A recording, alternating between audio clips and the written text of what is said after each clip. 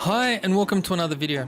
In today's lesson we'll learn how to recreate this cool looking text typography effect using Adobe After Effects. So anyways guys, let's jump in. So the first thing that we need to do here is we need to create a new composition, and I'm gonna go with a 1920 by 1080 pixel document at around about 10 seconds. Once we've got that, then what we need to do is we need to create some text. So I'm just gonna come over here and I'm going to write some text. So cool typography effects. And then what I'm going to do is I'm going to change that font. I'm going to use Azo Sans and I'm going to use a italic font. Now obviously I'm going to make that smaller so it fits on my screen nicely like that. And then what I need to do is I need to align it so it's in the middle. Now once we've got that, we need to create a pre-composition of all of this. So I'm just going to pre-comp that. And now I've got this composition, which I need to double click. And what I'm going to do is I'm going to come back into here and go into my composition settings. And what I'm going to do is I'm just going to change the width until it appears just outside the text. So you can see what I'm trying to do here. So there's a little bit of a gap there, and we're going to do the same for the height. So if I just bring down the height to something like maybe around about something like that. Make sure that your text is in the middle. You want to leave a bit of space on the top and the bottom so that the effect can actually work. So now I'm just going to press OK, and I'm happy with that, and I need to go back into my main comp, and what I'm going to do is I'm going to search for the effect motion tile. So I'm just going to double click on that, and then what I'm going to do is I'm going to increase the output height, and I'm just going to increase the output width. And that looks pretty cool already. So the first thing I'm going to do is I'm just going to move this value over here just so that it starts maybe somewhere along those lines. And then what I'm going to do is I'm going to hit on the stopwatch for tile center, move to the end of the composition, and then I'm just going to bump it up to about 2000. So now you can see the effect that we're creating. So it's just animating in a single line. So now what we need to do is we need to create a duplicate of that. So I'm just going to press Ctrl D to create a duplicate. All right, so this one I'm just going to call it, text color. Might as well rename the last one as well. Just press enter and just call it text 1. All right, and so what we are going to do is I'm just going to take off the stopwatch for the duplicate version, and I'm just going to bring it up until it kind of fits that gap where we had before. So now once I've done that, all right, what I need to do is I'm just going to animate it the other way. So I'm going to click on tile center, and then I'm going to move to the end of the document, and then I'm just going to put it back down to 0.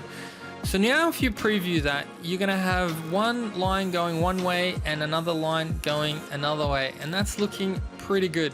Now we're going to add some color to this. So I'm just going to go and get the effect fill, and that looks pretty cool, but we're going to get our colors from Color Hunt. So here I am in Color Hunt, and this is the color palette that I'm using, so make sure that all your colors come from there. I'm just going to grab the pink over here, and then I'm going to bring it back to After Effects. So now all I have to do to change the color is just paste the value in there, and that's looking pretty good. So now once we've got that, then what we need to do is we need to pre-compose both those text layers here. So I'm just going to call that one, I'll just leave it pre-comp. And now once I've got that, then what I need to do is I'm just going to change the rotation slightly. And now we want to fill up all of that area over there. So I'm just going to bump up the scale a bit just so it makes sure that it covers that entire area. And so that's looking pretty good. And what we need to do after that is then we will need to add some text for our track matte effect. So I'm just going to come over here and I'm just going to add some text, and I'm going to just call it text, but this time I'm going to change the font to Azo Sans Uber, so the biggest one in the Azo Sans family. So I'm just going to make sure that that text is pretty big on the screen. And then what I'm going to do is I'm just going to make sure that I've aligned it. And I'm just going to go back into my character settings. And what I'm going to do is I'm going to bring that spacing down to about 0. So there's a bit of space for the stroke that we're going to do.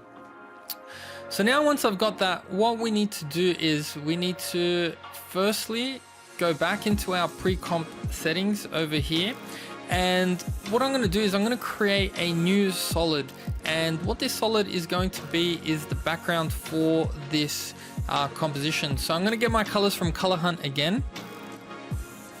So all I'm going to do is click on that, change the color, then press OK, and then drag that solid to the bottom. And so now it's got that nice navy background.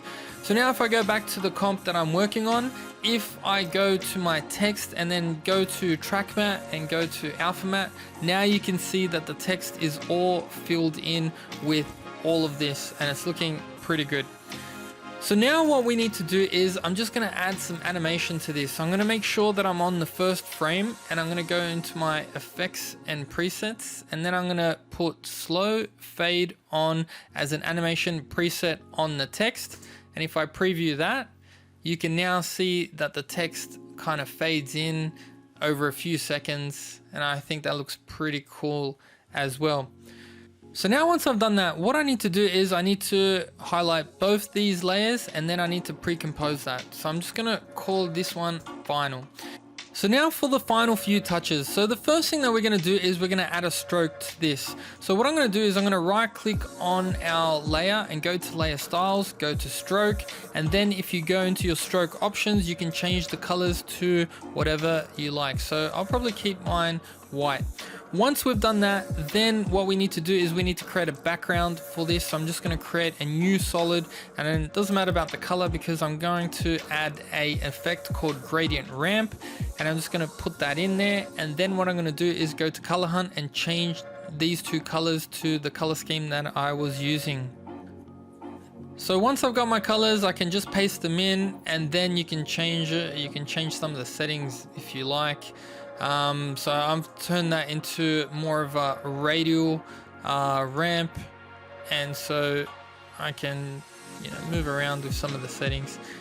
Anyways, I'm pretty happy with that. So the final thing that we are going to add is we are going to add a new adjustment layer, and I'm just going to add some noise to this whole composition. So if I search for the effect noise and I just bump this up to about something like 10, you can see that it's adding some noise and effects to the composition. And the final thing that I'm going to do is I'm just going to add another scale animation to the text.